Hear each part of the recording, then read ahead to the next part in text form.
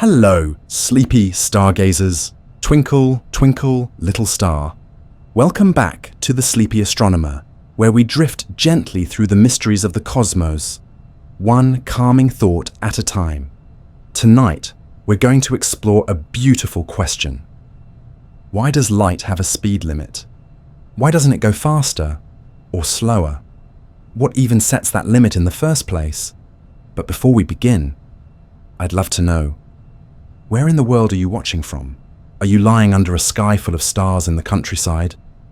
Or listening in a cozy apartment high above a sleeping city? Let me know in the comments. I always love hearing where our sleepy travelers are tuning in from.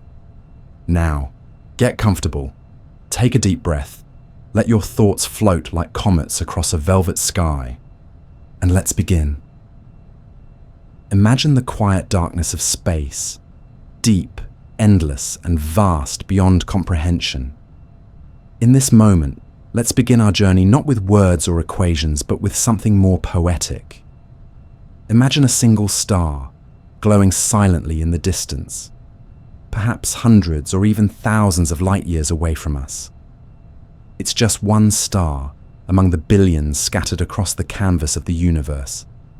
And yet, tonight, it's the one we'll follow. Now picture this, from the surface of that distant star, a tiny flicker of light is born. It emerges from nuclear fusion deep within the star's core, where unimaginable heat and pressure cause atoms to collide and release energy. That energy moves outward through layers of plasma and magnetic storms, finally escaping the star's outer surface. And then, freely at last, it enters space. This single particle of light, called a photon, begins a journey that is both quiet and astonishing. It has no consciousness, no purpose, but it is full of information.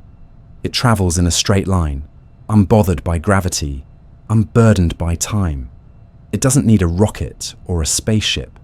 It simply goes, and it goes fast, very fast, at 299,792 kilometers per second, fast enough to circle the Earth 7 times in a single second. Imagine that for a moment. In the time it takes to blink, that photon could have already traveled from the Moon to the Earth and back again. Now zoom out. Think of the space it's traveling through. Not an empty nothingness, but a mysterious, dark ocean that stretches in all directions. And our tiny photon, moving steadily through that ocean, will continue its journey for years, decades, even centuries, until it reaches something solid.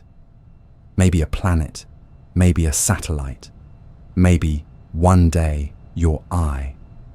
Let's say it finally does reach you. One quiet evening, as you're looking up at the night sky, that single photon hits your retina. In that instant, your brain registers a spark of brightness, a faint twinkle in the sky. And just like that, you've seen light that was born long ago, far away. A message from the past, delivered across the universe, in perfect silence. You see, every time we look up at the stars, we're not seeing them as they are now. We're seeing them as they were. We are time travelers, catching glimpses of ancient light. Some of the stars you see may have already died. Some may have exploded in spectacular supernovas centuries ago. But the light from their lives is still traveling, still reaching us, long after their story has ended. Isn't that beautiful? Light doesn't need permission to travel. It doesn't pause to ask questions. It moves forward, unwavering, at a speed that seems both natural and impossibly fast. And yet, as fast as it is, there is still a limit. There's a ceiling. Nothing in the universe can move faster. Not information, not matter, not even gravity itself. The speed of light is the fastest anything can go. But we're getting ahead of ourselves. For now, just imagine that single photon, born in the heart of a star, crossing the vacuum of space with quiet determination. It doesn't carry luggage, it doesn't age, and it doesn't slow down. All it carries is energy and a story. The story of the universe. And you, the sleepy traveler beneath the stars, have just become part of it. If you were to ask the universe a simple question, how fast is fast? The universe would gently answer with a single number: 299,792 kilometers per second. That's the speed of light in a vacuum. In miles per second, that's about 186,282. An unimaginable velocity, so fast it becomes difficult to even picture. And yet, no matter where you go in the cosmos, no matter which direction you measure or how fast you're moving yourself, light always travels at that same precise speed. Always. This is not just a curious fact. This is one of the deepest truths about the nature of reality. It's what scientists call a cosmic constant, a number that doesn't change, that holds steady across the entire universe. And light, it seems, is bound to this number as if it were written into the very fabric of space and time itself. But why? Let's go back in time. Before we understood this constant, people believed light was instantaneous, that when you lit a candle, the light simply appeared. After all, it moved so quickly it was impossible to see it traveling. But in the 17th century, scientists began to suspect something different. One of the earliest clues came not from a laboratory, but from the heavens. A Danish astronomer named Ole Rømer, while observing Jupiter's moon Io, noticed something strange. The timing of Io's eclipses changed depending on whether Earth was moving toward Jupiter or away from it. The only explanation? The light from Io's eclipse took time to travel. It had a speed, it wasn't infinite. Fast forward to the 19th century, and scientists like James Clerk Maxwell discovered that light is an electromagnetic wave, a kind of ripple traveling through electric and magnetic fields. Maxwell's equations revealed something strange. The speed of light wasn't just a property of light. It was a fundamental feature of the vacuum itself, of space itself. Plug in the numbers for the electric and magnetic constants of free space, and out comes the speed of light. But things got even stranger in the early 20th century, when a young potent clerk named Albert Einstein reimagined the nature of motion, space, and time. He proposed something radical. No matter how fast you are moving, and no matter what direction you travel, the speed of light will always look the same to you. Imagine riding a bike and throwing a baseball forward. To someone watching you from a distance, the baseball's speed would be your speed plus the ball's speed. But light doesn't work like that. If you were riding a spaceship at half the speed of light and shined a flashlight forward, you might expect the beam to move at 1.5 times the speed of light. But it doesn't. To anyone watching, the light still travels at exactly the speed of light, and to you, riding the spaceship, it looks the same too. This doesn't make intuitive sense in our everyday world, because nothing we interact with behaves like this. But light is different. Light obeys rules that are woven into the structure of the universe, and this constancy forces everything else to adjust. Time slows down, distances shrink, mass increases, all to preserve that one cosmic law. Light always moves at the same speed. It's as if the universe made a pact with itself. No matter what happens, this speed will never change. It's not just a suggestion, it's a rule that defines how the cosmos functions. In physics, we represent the speed of light with the letter c. You might recognize it from the famous equation E equals mc squared. That c isn't just a letter, it's a gatekeeper. It tells us how much energy is locked inside matter. It connects mass and energy, time and space, cause and effect, all through a single number. But why that number? Why 299,792 kilometers per second and not faster or slower? That question still lingers. Some physicists believe it's tied to the properties of the vacuum, of empty space itself. Just as sound has a speed based on the medium it travels through, like air or water, light's speed may be shaped by the electromagnetic properties of space. Change those, and you might change the speed of light. But for reasons we don't yet fully understand, those properties seem constant throughout the cosmos.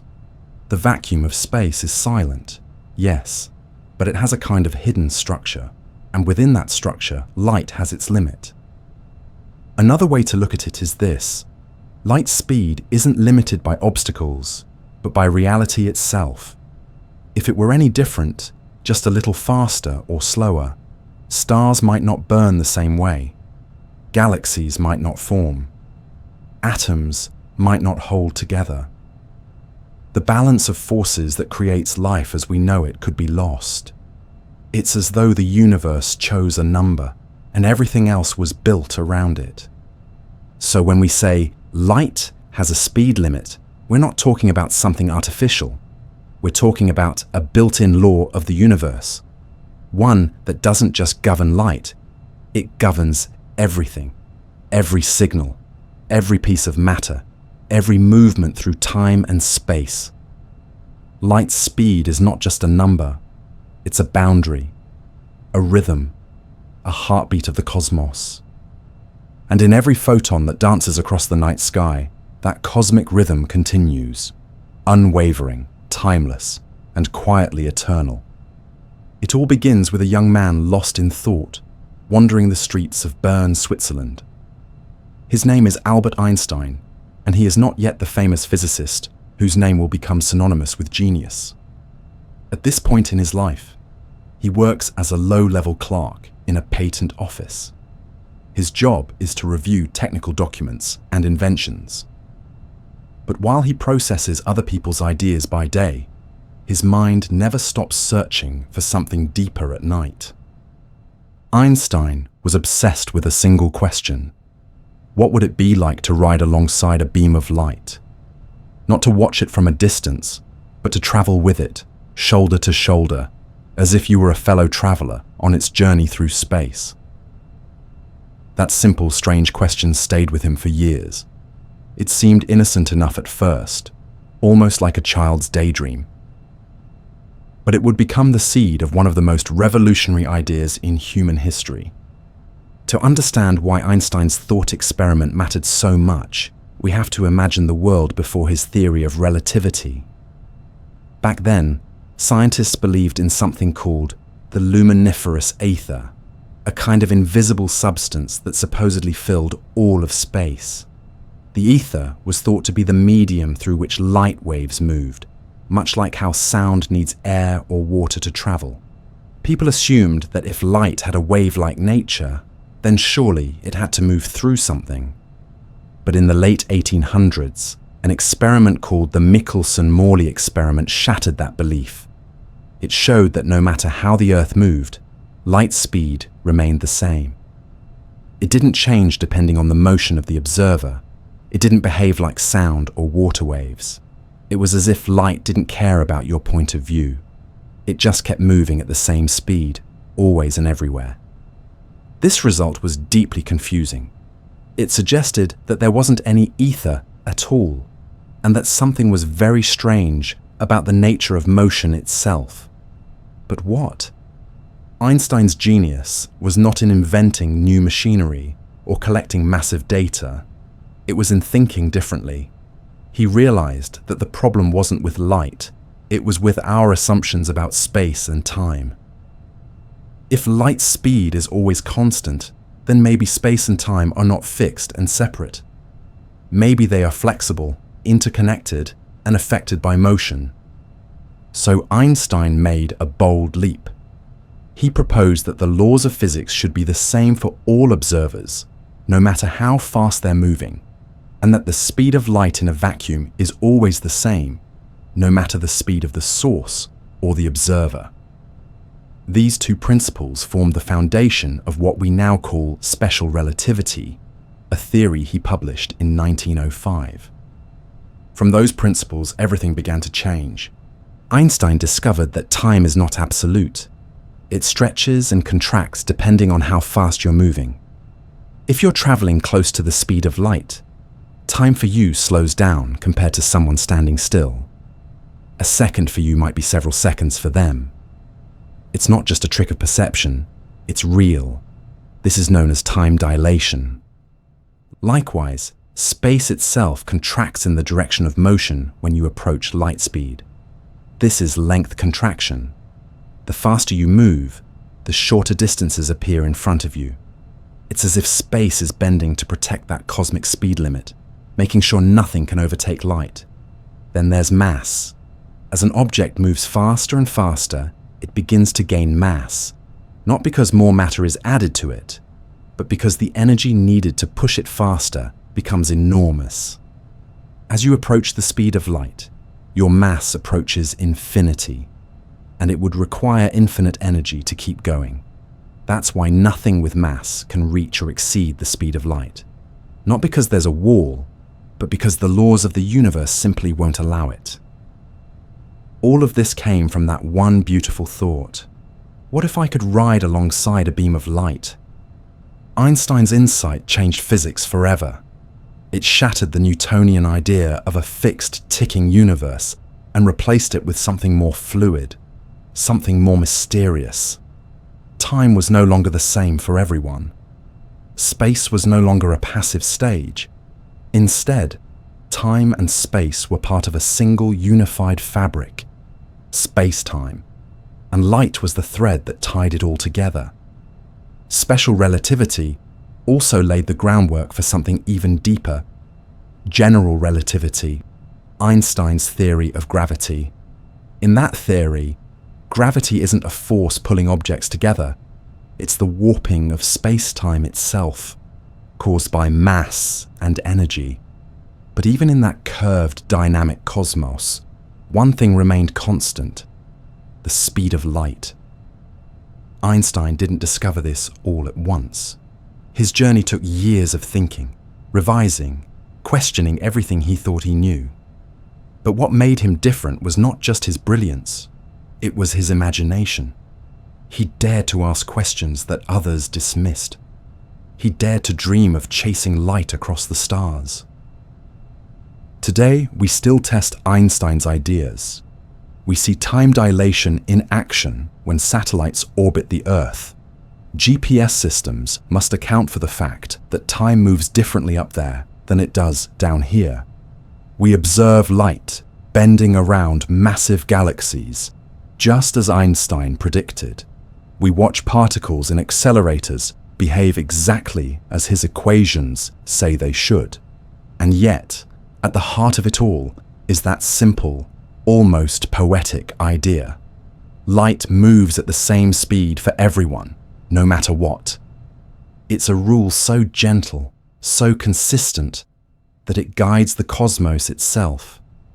And it all began in the mind of a quiet thinker, walking through city streets, asking himself one impossible question. What would it feel like to ride on a beam of light? In that question, Einstein glimpsed the truth, and in his answer, we found a new understanding of the universe. Imagine the universe not as a static backdrop, but as something alive, something that stretches, bends, and responds to motion and mass. This idea would have sounded like science fiction just a few centuries ago, when space and time were believed to be absolute and unchanging. But today, we know that space and time are woven together into something far more dynamic and strange: space-time. To begin to understand why light has a speed limit, we must first understand this concept, because the speed of light is not just about light. It's about the fabric of the universe itself. Let's begin slowly. Picture space and time as two separate threads. Space allows us to measure distance, how far something is from something else. Time allows us to measure change, how long something takes to happen. In everyday life, we treat these two as entirely different things. We measure a drive in kilometers and a movie in minutes. But Einstein showed us that they're actually one thing: space-time. Imagine laying out a soft sheet of fabric. If you place a ball in the center, the sheet dips, forming a curve. If you roll a smaller marble across the sheet, it curves around the ball. Not because the ball is pulling on it directly, but because the sheet itself has been bent. That's what mass does to space-time. it warps it. And light, even though it's massless, must follow that curved path, like the marble on the sheet. This is why light bends around massive objects like stars or galaxies, a phenomenon called gravitational lensing. It's not that the light is attracted to the star in the way a rock might fall to Earth. It's that the path light travels on has been bent by the warped geometry of space-time. But space-time has even more strange properties than curvature. It also governs how fast things can move, because the speed of light is essentially built into the structure of space-time itself. Let's pause for a moment and imagine space-time as a kind of highway. It's not just a highway for light, it's the only highway, and everything in the universe must travel on it. But there's a catch. The universe has installed a universal speed limit sign, and that sign reads, "Nothing faster than light." This isn't a suggestion. It's not like a speed limit on Earth that you can break with a fast car. It's a law of nature, baked into the design of reality. No matter how much energy you pump into something, you can never go faster than this cosmic speed limit. It's like trying to draw a triangle with 4 sides. The very concept breaks the rules of geometry. So too, going faster than light breaks the rules of space-time. To understand why this limit exists, we need to think about what happens when things move faster and faster through space. According to Einstein's equations, as an object accelerates, its time slows down, and its mass increases. At the speed of light, an object with mass would have infinite mass and would require infinite energy to continue accelerating. That's not just impractical, it's physically impossible. Now here's where it gets really interesting. Light travels at this maximum speed, not because it's trying to. It's because light exists at the intersection of space and time in a very special way. It has no mass. And because it has no mass, it doesn't experience time the way we do. If you were somehow able to ride a photon, if you could travel with light, you wouldn't just be going fast. Time would stop entirely. From the photon's point of view, if it had one, the moment it was emitted and the moment it was absorbed happens simultaneously. It doesn't age, it doesn't wait, it simply is. This gives us an incredible insight. The speed of light isn't just a number. It's a kind of boundary in the universe, a dividing line between 2 different realms, one where time flows and one where it doesn't. Everything with mass lives on one side of that line. Light and other massless particles live on the other. So why is this speed specifically 299,792 kilometers per second? That number comes from the very structure of the vacuum, the so-called empty space of the universe. You see, even a vacuum has properties. It has permittivity and permeability, quantities that describe how electric and magnetic fields interact in space. When you take these properties and plug them into Maxwell's equations, the fundamental laws of electromagnetism, the result is the speed of light. In other words, light doesn't decide how fast it travels. It moves at the only speed that space will allow. If the vacuum of space had different properties, light would move at a different speed. But it doesn't. It moves at this speed because this is the nature of the medium it travels through. Another way to think of it is to imagine a wave on a pond. The speed of the wave depends not on the wave itself, but on the water. Similarly, light speed depends on the nature of space. And our universe, the one we live in, has chosen this specific speed as its universal maximum. This speed governs more than just light. It sets the rules for cause and effect. If information could travel faster than light, you could send messages back in time. You could violate the order of events. You could cause something to happen before its cause, an idea that breaks our entire understanding of physics and logic. By having a speed limit, the universe preserves causality. It makes sure that effects follow causes, that time moves forward, that the story of the universe unfolds in a way we can understand. So the next time you look up at the night sky, and see the stars twinkling above, remember, the light from those stars isn't just moving, it's moving in perfect harmony with the structure of the universe itself. The speed at which it travels is not random. It's not arbitrary. It's a whisper from the fabric of space-time, gently telling us how everything fits together. Light doesn't just illuminate the universe, it obeys its deepest laws. Close your eyes and imagine yourself drifting through space in a sleek, silent spaceship. There's no friction out here, no wind, no sound, just the endless dark stretching in every direction, filled with distant stars and glowing nebulae. Now, imagine pushing your ship faster and faster. At first, everything feels familiar. Speeding up just means covering more ground in less time. But then, something begins to change. Your clocks, once ticking steadily, begin to slow down. Not just according to someone watching you from the outside, but actually, your own time stretches, minutes pass for you, while years could pass for someone standing still on Earth. You look out the window and see the stars beginning to smear, blue in front of you, red behind you. And the faster you go, the stranger it gets. This is the realm of relativistic speeds when you begin to approach the speed of light. The closer you get to that limit, the more the universe itself seems to warp around you. It begins with time dilation. According to Einstein's theory of special relativity, as an object moves faster, time slows down for it relative to a stationary observer. So if you were traveling in that spaceship at, say, 90% the speed of light, time for you would tick much more slowly than for someone back home. You could go on a journey across the stars, experience just a few months of travel, and return to find that decades had passed on Earth. It's not science fiction, it's reality. This phenomenon has been tested and confirmed through countless experiments. Tiny particles called muons, created high in Earth's atmosphere, decay very quickly. So quickly, in fact, that they shouldn't survive long enough to reach the ground. But they do. Why? Because they're moving so fast that time is slowing down for them. In their frame of reference, not much time passes. From our perspective, they last much longer than they should.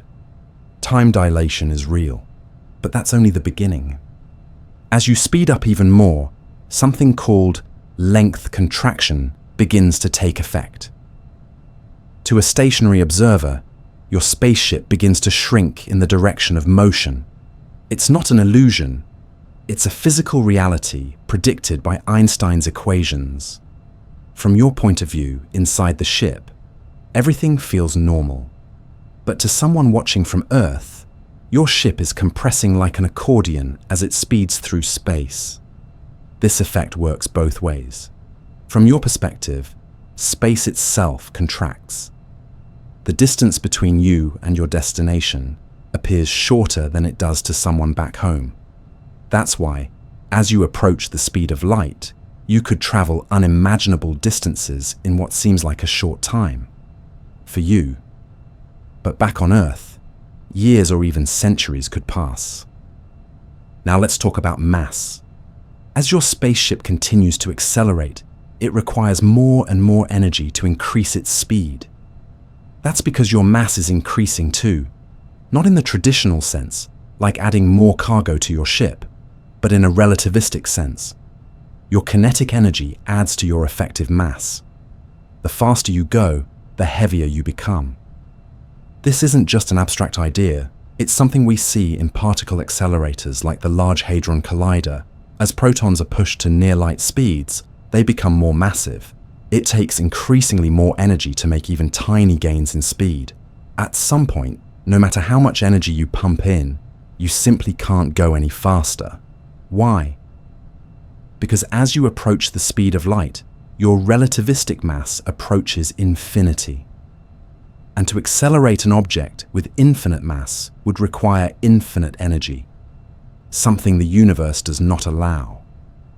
This is why nothing with mass can ever reach the speed of light. It's not a technological barrier. It's a fundamental law of nature. But what about light itself? Light doesn't face these problems because it has no rest mass. Photons, the tiny particles of light, are born traveling at the speed of light. They don't accelerate to it. They don't start at zero and work their way up. From the moment they exist, they move at that maximum speed. And because they have no mass, they aren't slowed by inertia. They don't experience time. They are pure motion. That's why the speed of light is not just a limit, it's a boundary. It's the threshold that separates two different worlds. One where time flows and energy has mass, and one where motion is timeless and massless. We live on one side of that boundary. Light lives on the other. Now let's return to that spaceship. Suppose you somehow had a magical engine capable of pushing you faster and faster, endlessly. As you approach 99% the speed of light, time nearly stops for you. Your ship seems to weigh more and more. The universe begins to stretch and warp around you in ways that defy ordinary logic. And then, at the final edge, just before you would reach the speed of light, you hit a wall. Not a physical wall, but a mathematical one. The equations go haywire. The required energy explodes toward infinity. The ship's mass balloons. Time nearly stops altogether. And yet, you never quite reach light speed. It's like chasing a shadow across the floor. No matter how fast you run, you can never catch it, because the rules of the game won't let you win. This is how the universe protects its structure. If it allowed massive objects to travel at the speed of light, causality could break down. Time could loop or reverse. Events could happen before their causes. Particles could exist in impossible states. Reality would become inconsistent and unstable. Instead, the universe draws a line, and everything with mass must stay behind it. This speed limit, then, is not a restriction. It's a preservation of harmony. It keeps the past in the past, the future in the future, and the world from unraveling. So when you hear that nothing can go faster than light, remember, it's not just a speed.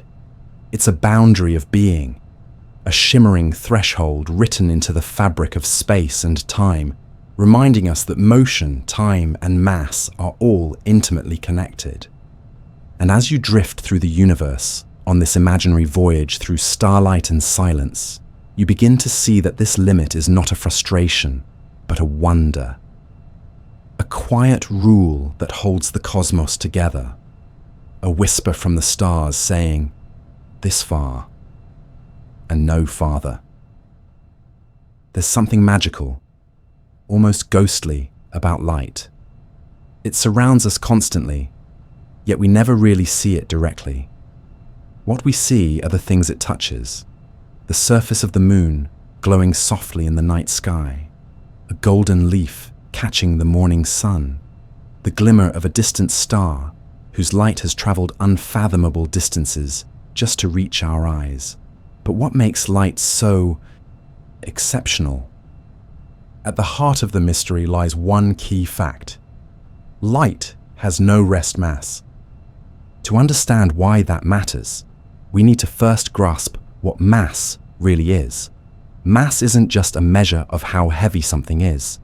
It's also a measure of how resistant it is to being pushed or accelerated. The more mass something has, the more energy it takes to make it move faster. When a car is heavy, it takes more fuel to get it going. When a planet is massive, it warps space more intensely.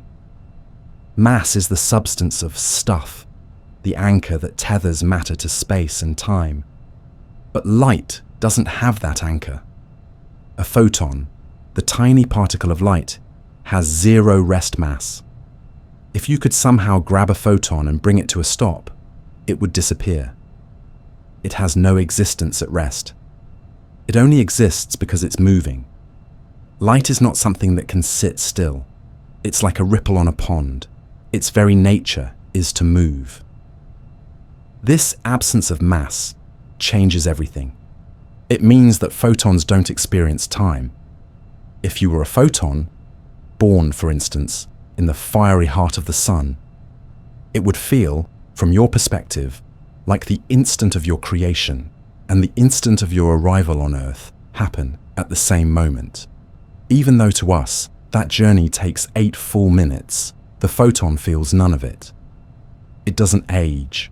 It doesn't wait. It doesn't travel through time the way we do.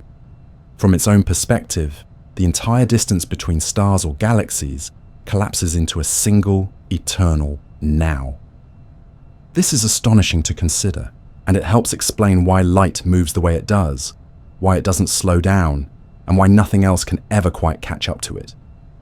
Because it has no mass, it's exempt from the rules that govern all other particles. It doesn't get heavier as it speeds up. It doesn't need infinite energy to move at light speed. It's not fighting against the fabric of space-time. It's flowing with it, like a note held perfectly in tune with a cosmic song. Now think of all the things that do have mass: cars, apples, planets, people. These objects have a built-in speed limit. The more massive they are, the harder it becomes to accelerate them. As they approach the speed of light, they begin to resist more and more. Their kinetic energy, energy from motion, starts contributing to their mass. They become heavier, denser. Eventually, no matter how much fuel or force is applied, they hit a wall. The wall isn't made of matter. It's made of mathematics. To reach the speed of light, an object with mass would require infinite energy. That's not just hard, it's impossible. This is why massless particles like photons are in a class of their own. And light is not alone. Other particles in physics are also massless or nearly so. Gluons, for example, which carry the strong nuclear force, are also thought to be massless, although they behave very differently. But it's the photon that holds the starring role in this cosmic drama, because light is how we see the universe. It's how we understand space, time, and even existence itself. Without mass, light can do things that matter cannot. It can cross the galaxy. It can squeeze between atoms. It can travel through the void of space without tiring, dimming, or aging. It is the perfect traveler. And because it has no rest mass, its speed is not an outcome. It's a requirement. It must travel at the speed of light. Any slower, and it would not exist. It would no longer be light. This also explains why the speed of light isn't just a curious quirk. It's a defining feature of our universe. The fact that light has no mass means it lives at the very edge of what's possible. It exists at the threshold, where space and time touch, but where time does not tick, and space is merely a direction, not a distance. That's why light isn't just something that moves fast. It's something that defines how fast is even possible. In fact, in modern physics, it's common to use what are called natural units, where the speed of light is treated as 1, the standard by which everything else is measured. In this view, the speed of light isn't just a speed. It's the speed, the one that forms the ruler for all motion. You don't ask why it's that fast, you ask how everything else fits around it. And it all comes back to this: light doesn't have mass. Without mass, a particle is not bound by the same rules. It doesn't need to pause. It doesn't feel inertia. It doesn't wait. Light exists in pure motion, moving not through time, but outside of it, in a way we can barely comprehend. When we look up at the stars, the photons that enter our eyes may have been traveling for millions or billions of years. They may have passed through interstellar dust, gravitational fields, even the warped edges of black holes. Yet they arrive unchanged, unaged, as if they left just a heartbeat ago, because to them, they did. And so, the secret is this: the reason light can move at the ultimate speed is because it has no mass. It doesn't struggle to reach that speed. It simply is that speed. It is the breath of the cosmos, the messenger that carries the past into the present. the silent traveler that dances between atoms, across galaxies, through time itself, never touching down, never slowing, never staying. And all of it, every glimmer, every beam, every flicker in the darkness, reminds us that light is not just illumination, it is freedom. Let's take a moment to imagine something that seems utterly empty. The vacuum of space. No air, no water, no matter of any kind. Just an endless void stretching out between the stars. It might feel natural to think of a vacuum as a kind of absolute nothingness. Silent, weightless, and still. But here's the surprising truth. Even empty space is not truly empty. It has structure. It has properties. And those hidden features help determine the very speed at which light travels. This invisible something is not filled with particles or dust or debris, but rather with fields, specifically electric and magnetic fields. These fields exist everywhere, even in the deepest corners of interstellar space, where not a single atom may be found for miles. According to James Clerk Maxwell's 19th century equations, light is not a substance that moves through space. It is a self-sustaining ripple in the electromagnetic field. Here's how it works. A changing electric field creates a magnetic field, and a changing magnetic field creates an electric field in return. These two fields feed into one another, creating a kind of wave that travels forward on its own. That's what a light wave is, an electromagnetic wave, with electric and magnetic fields oscillating at right angles to each other and to the direction the wave is moving. But the speed at which this wave travels, the speed of light, is not random. It depends on two invisible qualities of the vacuum: electric permittivity and magnetic permeability. These are not easy terms to grasp, but we can think of them like this. They measure how willing empty space is to allow electric and magnetic fields to form and interact. Permittivity determines how strongly electric fields push and pull on charges in space, and permeability determines how magnetic fields respond to electric currents. Together, these constants shape the behavior of electromagnetic fields. And when you plug their values into Maxwell's equations, the result is a specific number: 299,792,458 meters per second, the speed of light in a vacuum. That's right, light moves at the speed it does not because of anything about light itself, but because of the properties of space. It's as though space has a built-in resistance to the formation of these rippling electromagnetic waves, and that resistance gives us the cosmic speed limit. It's helpful to think about how waves travel in general. When you toss a stone into a pond, ripples spread outward. The speed of those ripples depends not on the stone, but on the water, its depth, density, and surface tension. Similarly, the speed of sound through air depends on the air's temperature, pressure, and composition. So it is with light. Its speed depends on the nature of the medium, and in the case of a vacuum, that medium is space-time itself. Now, what happens when light travels through something other than a vacuum, like water or glass? It slows down, not because its fundamental speed changes, but because the light begins to interact with matter. The photons are absorbed and re-emitted by the atoms in the material, causing the wave to lose its pure straight-line motion and take on a more jittery, zigzagging path. This delay gives the illusion that the light is moving slower, but once it leaves the material and returns to a vacuum, it resumes its original speed. This shows us just how special the vacuum really is. It's the cleanest, most pristine environment light can travel through. And yet, even that environment isn't truly empty.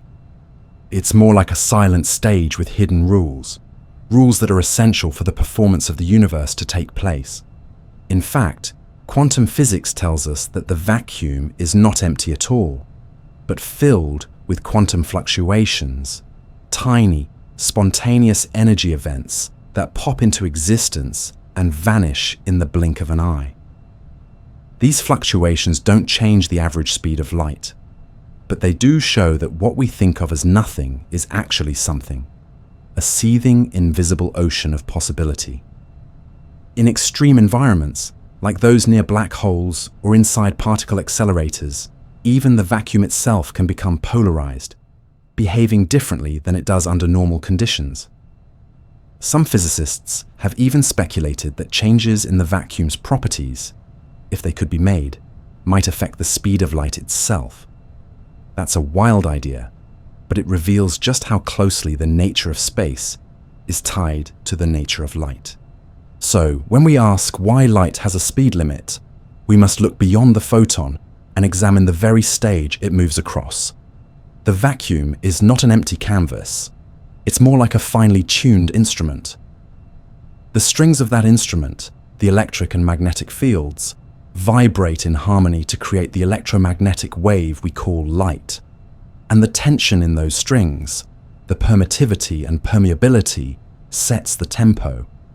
If those properties were even slightly different, the speed of light would change, and with it, everything else. Atomic structure depends on the balance between electromagnetic forces, the formation of stars, the fusion that powers them, the chemistry that allows life to exist. All of it would be thrown into chaos if light moved at a different speed. The speed of light is not just a cosmic speed limit. It's a foundation upon which the entire structure of reality is built. It also acts as a bridge between different parts of physics. In Einstein's famous equation, E equals mc squared, the c links mass and energy, showing that the two are not separate entities, but forms of the same underlying stuff.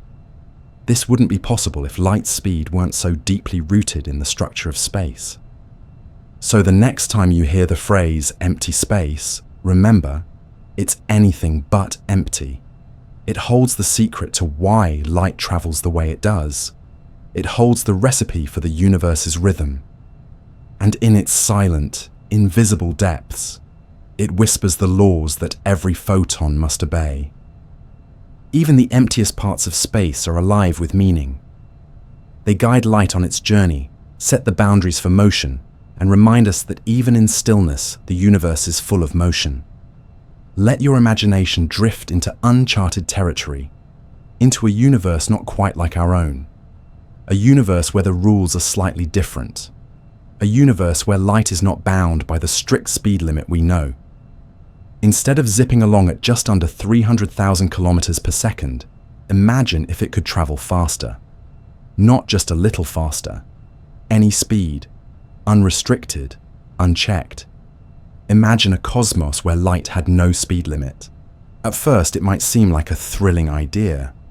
Wouldn't this open the door to incredible technology? Faster than light communication, instant travel between distant planets. Perhaps we could send a message to another galaxy and get a reply the same day. Perhaps starships could traverse the cosmos in moments, crossing light years as easily as we cross the street. But very quickly, this imaginary universe begins to unravel, not just in terms of what's physically possible, but in the very logic that holds cause and effect together. To see why, we need to understand one crucial point. The speed of light is not just about light, it's about the structure of causality, the chain of events that connects one moment to the next. In our universe, light's speed is the maximum speed at which information can travel. If light had no limit, information could be transmitted instantly, or even worse, backward in time. Consider a thought experiment. Imagine two people, separated by some distance. In our universe, if one flips a switch to turn on a light, the other person will see that light after a short delay, because it takes time for the light to travel. That delay preserves a sense of order. The cause, the switch being flipped, comes before the effect, the other person seeing the light. Now, imagine light could travel infinitely fast. The second person sees the light the instant the switch is flipped, no matter how far apart they are. Seems fine, right? But now imagine going even further. If you allow faster than light communication, And if you combine that with the principles of relativity, where observers in different frames of reference disagree about the timing of events, then something terrifying happens. It becomes possible to send a message into the past. You could receive a response before you even sent the message. Cause and effect would collapse. The universe would no longer make sense. This is not just science fiction. It's a real mathematical consequence of allowing signals to move faster than light. The orderly sequence of before and after could flip-flop, depending on your perspective. One person's future might be another's past. Paradoxes would arise. You could warn yourself of an event before it happened, creating loops with no beginning or end. In this alternate universe, time itself would become unstable, and that's just the beginning. Now think about how matter and energy behave. The laws of physics are deeply interwoven with the speed of light. Take, for instance, Einstein's equation, E equals mc squared. If you remove the constant c, or make it infinitely large, the relationship between energy and mass falls apart. Either all matter would require infinite energy to exist, or all energy would lose meaning. The stable balance between particles, forces, and fields would collapse. Atoms might not form. Electrons might spiral into nuclei or fly off into infinity. Stars wouldn't burn properly. Fusion would either proceed uncontrollably or not at all. The formation of complex structures, galaxies, planets, cells, would become impossible. The conditions for life as we know it would vanish in an instant. The universe would lose its architecture. Another profound consequence comes from the fact that light defines the boundary between mass and masslessness. As we've discussed before, light travels at the ultimate speed because it has no mass. In a universe without a speed limit, this distinction would blur. What would it even mean to be massless if speed is no longer constrained? Photons might behave like ordinary particles. Light might not propagate in neat waves. The entire electromagnetic field might behave chaotically. Maxwell's equations, which beautifully describe how light travels through space, would no longer produce consistent results. The harmony of the electromagnetic spectrum, radio waves, microwaves, visible light, X-rays, could be distorted or broken. And then there's the issue of gravitational balance. In our universe, gravity doesn't act instantly. It travels at the speed of light. This delay is crucial. It means changes in a star's position don't affect the gravity felt by nearby planets until that change has time to propagate. If gravity traveled infinitely fast, celestial mechanics would become erratic and unpredictable. Planets could be yanked suddenly out of orbit by movements happening light years away. The delicate dance of the cosmos would devolve into chaos.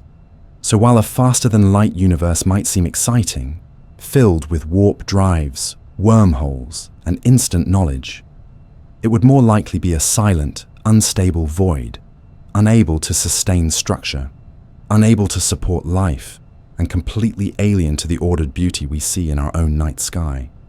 But what about theoretical loopholes? Physicists have long speculated about things that might sidestep this limit. Wormholes, quantum entanglement, theoretical particles called tachyons that, if they exist, would always move faster than light. But all of these ideas come with conditions and limitations.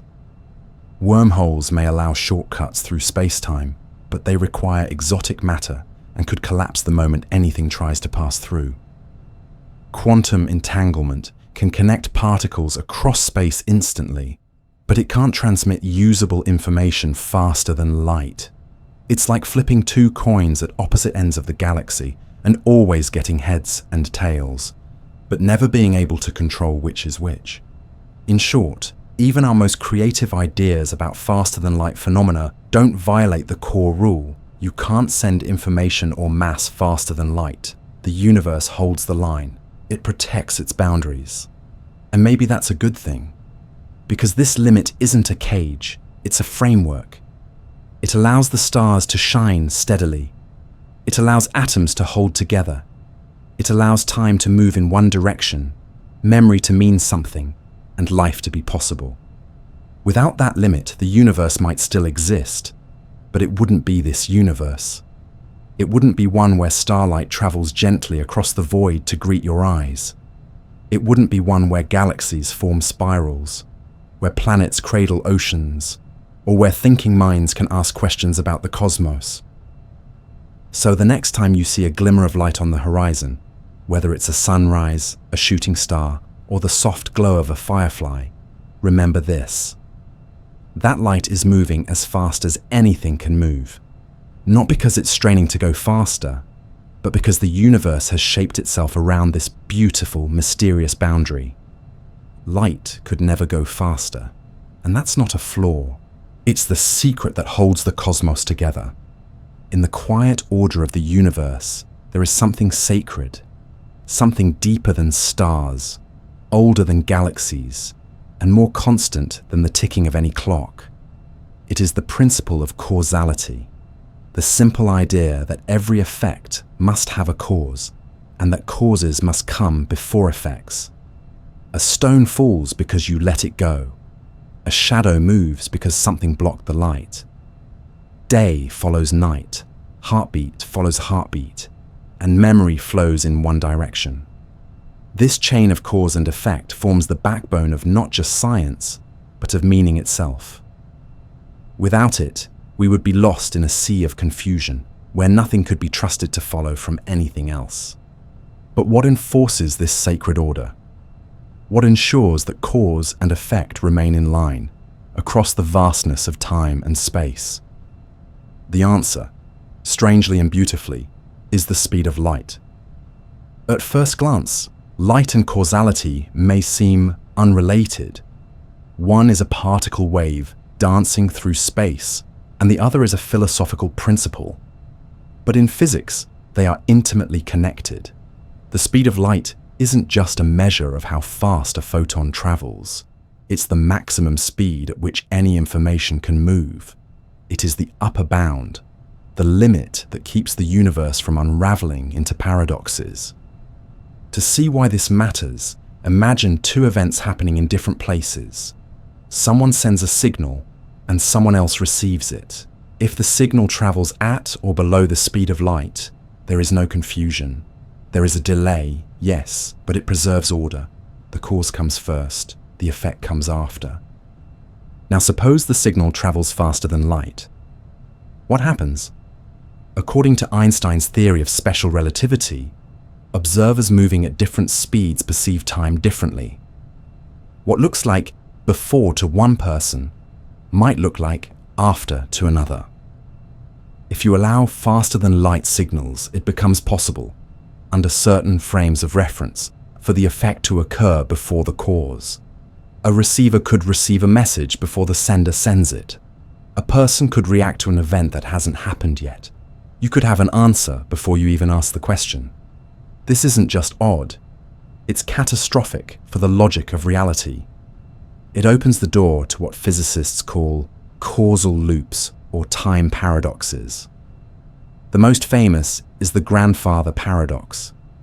If you could send a signal back in time to prevent your own birth, then how could you have existed to send the message in the first place? It's a logical contradiction, a loop with no beginning and no end. It violates the linear flow of time and makes the universe inconsistent. Physics, as we know it, doesn't tolerate this kind of instability. This is why the speed of light is so important. It defines the shape of what's called the light cone, a diagram that describes what events in space-time can influence other events. Every moment in space-time has a light cone extending into the future. All the places that light, or anything moving slower than light, can reach. Events outside that cone are causally disconnected. They cannot affect you, and you cannot affect them. Only what lies within the light cone is part of your causal universe. That light cone is not just a visualization, it's a boundary. It tells you what events can ever be linked by cause and effect. The speed of light defines that boundary with perfect precision. Nothing outside the cone can influence you. Not because it's far away, but because there simply hasn't been enough time for information to travel from there to here. And this applies not just to communication or action, but to everything. The formation of stars, the explosion of supernovas, the orbit of planets, the ticking of atoms. Every particle in the universe obeys the same rule. No information, no influence can move faster than light, even gravity. When a star collapses into a black hole, the gravitational change doesn't spread instantaneously. It ripples outward at the speed of light, like a silent shockwave. It's only when that ripple reaches a nearby planet that the planet responds. The order of things is preserved. Causality is upheld. But let's go deeper. The preservation of causality isn't just a convenience. It's a requirement for the universe to be knowable. Science depends on being able to test hypotheses, to isolate variables, to trust that what happens next depends on what happened before. Without that, experiments would be meaningless. Observations would be chaotic. You could never be sure what caused what. Reality would lose its story. This is why in both classical and quantum physics, causal structure is built into the equations. When physicists develop new theories, one of the first questions they ask is, does this theory preserve causality? If it doesn't, if it allows signals to arrive before they are sent, or outcomes to appear before decisions are made, it is almost always rejected as unphysical. Not because it's strange, but because it breaks the most basic logic the universe seems to obey. Even in the quantum world, where particles behave in ways that seem almost magical, causality holds. Quantum entanglement, for instance, can create connections between particles across vast distances, but it cannot be used to send information faster than light. The correlations appear instantly, but they cannot be controlled or predicted in a way that would break causality. Nature is clever, but it does not cheat its own rules. The speed of light is the enforcer of this rule. It says, yes, you may act. Yes, you may observe. But you may not leap ahead. You may not outrun time. And because of this, the universe remains consistent, predictable, knowable, a place where stories can unfold, where memories have meaning, and where the future waits its turn. So what does all this mean for us, living our tiny lives beneath the stars? It means that when we look up into the night sky and see the glow of ancient light, we are seeing history obeying the laws of causality. The photons that enter our eyes have followed a path, unbroken and lawful, since the moment they left their source. They did not skip steps. They did not cheat time. They moved forward, moment by moment, through the vast corridors of space, always within the rules. It means that when we reach out to one another, through speech, through thought, through technology, we are participating in a universe that honors order. We are links in a chain that stretches from the Big Bang to the present moment, held together by the quiet enforcement of the speed of light. And it means that time, far from being an illusion or a trick of memory, is a deeply embedded feature of reality. It flows in one direction. It gives shape to experience. It keeps our actions grounded in meaning. Causality is not just a rule. It is the rhythm of existence. And light is its conductor. Now, as we near the end of our long and gentle journey, let us return to where we began, under the stars. You, lying back in the quiet of night, perhaps in bed, perhaps wrapped in a warm blanket, perhaps with eyes gently closing, have traveled across the universe without ever leaving the room.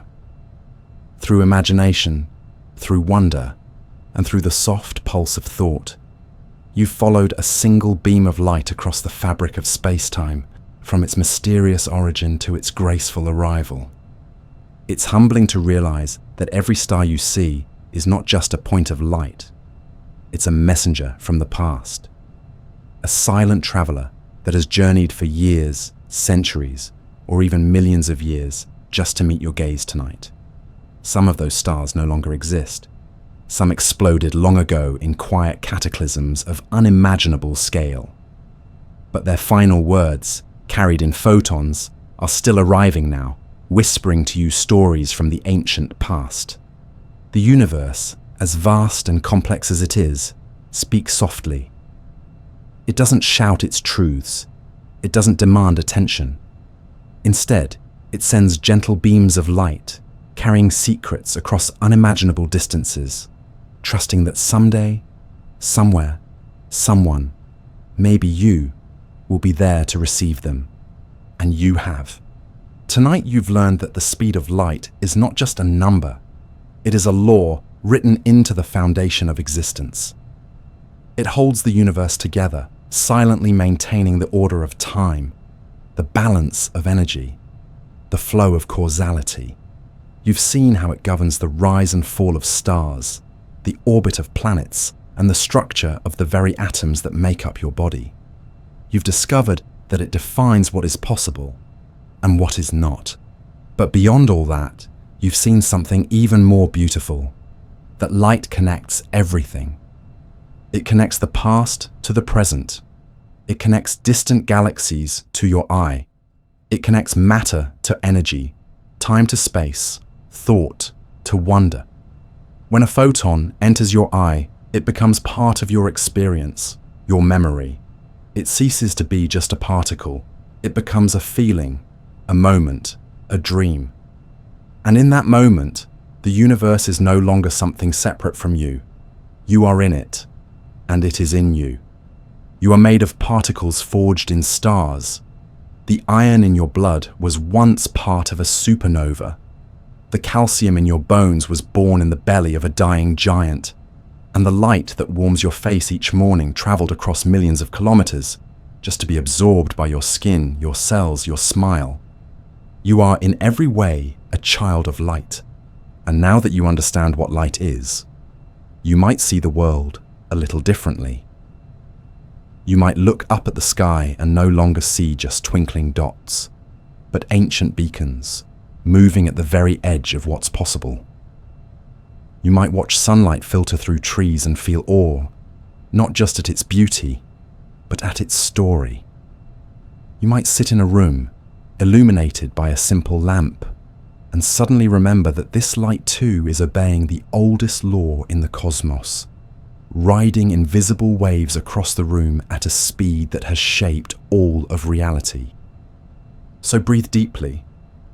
Let the knowledge settle gently in your mind. Like stardust on a windowsill, let your thoughts drift, unhurried and free, like photons across the vast ocean of space. You are safe here, in this moment. You are part of a great and ancient dance. You are held always within the rhythms of something greater than yourself. And that something is beautiful. As your eyes grow heavier and your thoughts begin to soften, remember that light never truly ends.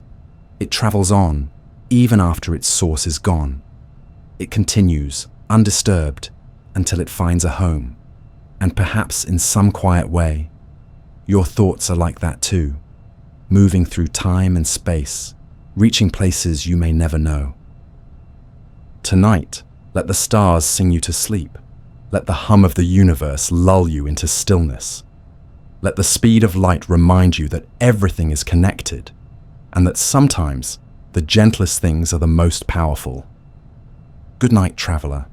You are made of light, and the universe is glad you're here.